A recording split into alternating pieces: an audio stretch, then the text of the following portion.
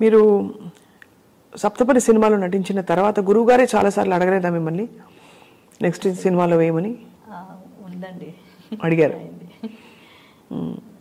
అప్పుడు మీరు కొన్ని కారణాల వల్ల ఇంకా సినిమా వద్దులే అని అనుకున్నారు. అప్పట్లో సినిమాలు అప్పుడు కుదరలేదు, అంటే నా ఎగ్జామ్స్ మూలంగానో దేనివల్లనో కుదరలేదు. మిస్ అయిపోయామని ఏమైనా బాధ ఉందా? ఎందుకంటే మీరు టాప్ హీరోయిన్ అయిపోయేవారు. ఈ ఒక్క సినిమా వరకు మీరు టాప్ హీరోయినే, బట్ తర్వాత ఇంకా కూడా చాలా కాలం పాటు మీరు మిస్ అవ్వడానికి ఏముందండి. ఇప్పుడు నాకేం మిస్ అయినట్టు, అంత పెద్ద మహానుభావుడి చేతిలో ఇలాగ మలిచి తీసుకొచ్చారు నన్ను. ఇన్నేళ్ల తర్వాత కూడా మీరు పిలుస్తున్నారంటే ఆయన ఇచ్చిన జీవితమే కదా. ఖచ్చితంగా ఆయన ఇచ్చిన జీవితమే. ఆయన ఇప్పటికీ కూడా సప్తపది గురించి, నా గురించి తలుచుకుంటున్నారంటే ఇంకా ఏం మిస్ అయిపోయినట్టు లెక్క. ఏమీ మిస్ అయిపోలేదు నేను, అదే అనిపిస్తుంది నాకు. ఏమిటో గుండె చాలా పిండేసినట్టు ఉందండి ఆ జ్ఞాపకాలు తలుచుకుంటూ ఉంటే. ఆయన ఒక వ్యక్తిత్వం, ఆయన వ్యక్తిత్వం కూడా చాలా దగ్గరగా చూసిన వాళ్ళకి తెలుసు ఎంత ప్రేమగా ఉంటారు, ఎంత హ్యూమెన్గా ఉంటారు అసలు అని చెప్పి. ఆయనకి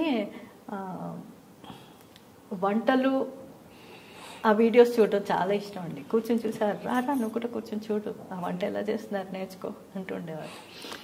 మీరు కూడా వంటలు చేసి పెట్టేవారు కదా గురువు గారికి? ఎక్కువ చాలా ఆయనకి ఇష్టం కదా వంట. అది ఏం చేసి పెట్టేవారు? నేను ఆయనకి రిలేటెడ్ అంతా స్వీటే అండి, స్వీట్ రిలేటెడే ఆయనకి ఇష్టం. అలాగా షుగర్ ఫ్రీ ఇవన్నీ రకరకాలుగా చేసి తీసుకెళ్లేవాళ్ళం. షుగర్ ఫ్రీ ఎక్కడ దొరికినా కూడా ఆయన కోసం తీసుకెళ్లేవాళ్ళం. తర్వాత ఆయనకి కొంచెం అంటారు బయటకు మామిడిపండు రసం చాలా ఇష్టం ఉండేది ఆయనకి. ఏది కొంచెం పెట్టు, ఇంకొంచెం పెట్టు, ఇంకొంచెం పెట్టు అంటుండేవారు. అలాగనమాట. అదొకటి చాలా ఇష్టం. తర్వాత ఆయన చాలా అసలు ఫ్యామిలీతో చాలా క్లోజ్గా ఉంటారండి. ఫ్యామిలీ అంటే ఎంతో ఇష్టం ఆయనకి. అవును, అమ్మగారు కూడా ఎంత కళకళలాడుతూ నిండుగా అలా ఇంత బిజీ స్కెడ్యూల్లో కూడా ఆయన అమ్మగారి దగ్గరికి వెళ్తారు. వెళ్ళి ఆయన తిన్నా తినకపోయినా ఫస్ట్ అమ్మగారి దగ్గరికి వెళ్ళి నువ్వు తిన్నావా అని అడుగుతారు. ఆవిడ తిన్నాను అంటే అప్పుడు వెళ్ళి టేబుల్ దగ్గరికి వెళ్ళి తింటారు. And one more thing I like, అసలు వాళ్ళ మధ్య ఉండే అనుబంధం అది చూసి ఇంకా ముచ్చటగా చూడాలనిపించేది. అందుకే వెళ్ళేదాన్ని నేను. అదే అనిపిస్తుంది. ఇప్పుడు అమ్మగారు మరి ఎలా, అమ్మగారికి ఎవరు మాట్లాడతారు, ఎవరు పలకరిస్తారు? పిల్లలు ఉండడం వేరండి, ఆయన ఉండడం వేరు కదా.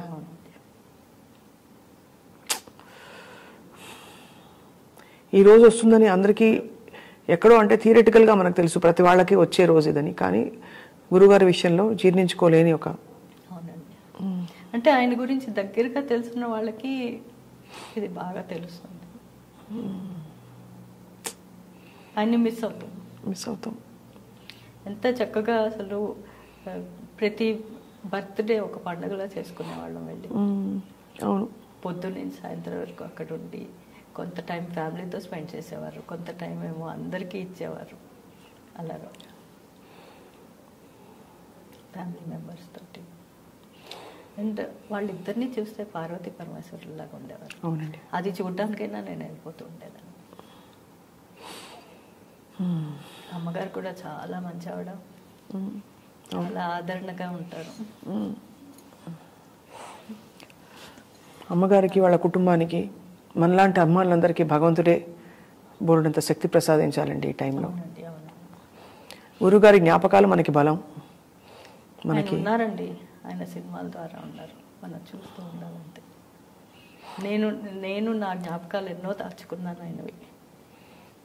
ఎప్పుడు వెళ్ళినప్పుడల్లా నేను ఏదో ఒకటి తీసుకుని పెట్టుకుంటూ ఉండేదాన్ని. అలా ఫోటోలు తీసుకుని ఆయన మాట్లాడిన మాటలు అవి కొంచెం పెట్టుకుంటూ శ్రద్ధగా. అంటే ఇందాక వీడియో ముందు మీరు చూపించినప్పుడు ఒక భక్తురాలు దండ గుచ్చితే ఎలా గుచ్చుతుందో అలా మీరు ఫోటోలతో ఒక దండం తయారు చేశారు గురువుగారి ఫోటోలతో. ఎంత భక్తి, ఎంత ప్రేమ అందులో ఉందో మీ వైపు నుంచి ఆయన పట్ల క్లియర్గా కనిపిస్తుంది సబిత గారు. అండ్ అది గురుగారికి ఈ వీడియో చాలా నచ్చిందండి. చాలాసార్లు చూసుకున్నారు. నువ్వే చేసావా అని అడిగారు. అంటే నేనే చేశాను, ఇది మీకు మాత్రమే, ఇంకెవ్వరికి కూడా చూపెట్టలేదు, ఈ మటుకే ఇది అని చెప్పి. అంత అపురూపమైన వీడియో మాకు మీరు పంచుకున్నారంటేనండి మీకు ఏం చెప్పాలో అర్థం కావట్లేదు. ఇప్పుడు ఇవాళ ఆయన లేరు కనుక అందరికీ కూడా ఆయన గురించి తెలియాలని నేను అవునండి ఇది ఇస్తున్నానండి. సబిత గారు మరో సప్తపది రాదండి. మరో గిరీష్, మరో సబిత గారు, మరో ఇతర నటీనటులందరూ, అలాగే అటువంటి ఒక సన్నివేశం, ఒక అందమైన పాట, అండ్ అందరికీ గుర్తుండిపోయిన త్యాగరాజ కీర్తన అందులో సైలెంట్గా మరుగేలరా ఓ రాఘవా. ఏమనుకోకపోతే ఒక్కసారి ఆ ఎక్స్ప్రెషన్స్ గుర్తు చేసుకుంటారా? నేను పాడతాను గురుగారి కోసం. మరుగేల చరాచర రూప పరాత్పర సూర్య సుధాకర లోచన మరుగేలరా ఓ రాఘవా.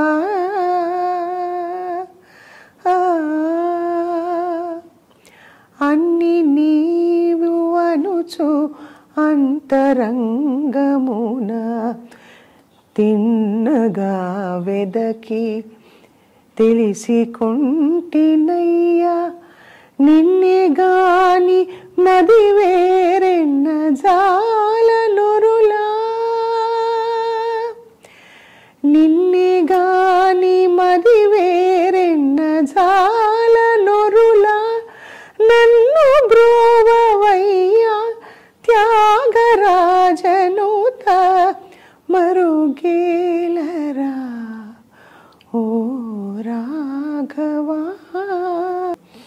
మీరు వచ్చి మీ జ్ఞాపకాల్ని మాతో పంచుకున్నందుకు మీకు నమస్కారాలు సబిత గారు. ఇలా రావడం నాకు చాలా బాధగా ఉంది. అది రావాల్సి వచ్చింది. ఎప్పుడూ అనుకున్న ఇంటర్వ్యూ ఇలా సంతోషంగా చేసుకోవాలని. కానీ ఒక గొప్ప కళాఖండాన్ని ఒక సమాజానికి ఇప్పటికి కూడా అది చాలా రెలవెంట్ ఫిలిం సప్తపది. అటువంటి సినిమాలు మళ్ళీ మనం తిరగదోడి ఈ తరం సినిమా దర్శకులందరూ కథకులు కూడా అటువంటివి రాయాలి, తీయాలని చెప్పి కోరుకుందాం సబిత గారు. అది విశ్వనాథ్ గారి స్ఫూర్తి. అంతటి మనిషి ఆయన దాంట్లో నన్ను కూడా ఒక్కసారి చేర్చుకున్నందుకు, చిన్న ఫెదర్ నన్ను చేర్చుకున్నందుకు నా అదృష్టం అండి. అదే ఎన్నో జన్మలు చేసుకున్నందుకు అంత మంచి సినిమాలో చేయడానికి. Thank you very much ma'am. Thank you very much అండి. ప్రేక్షక మహాశయులందరికీ కూడా నమస్కారం.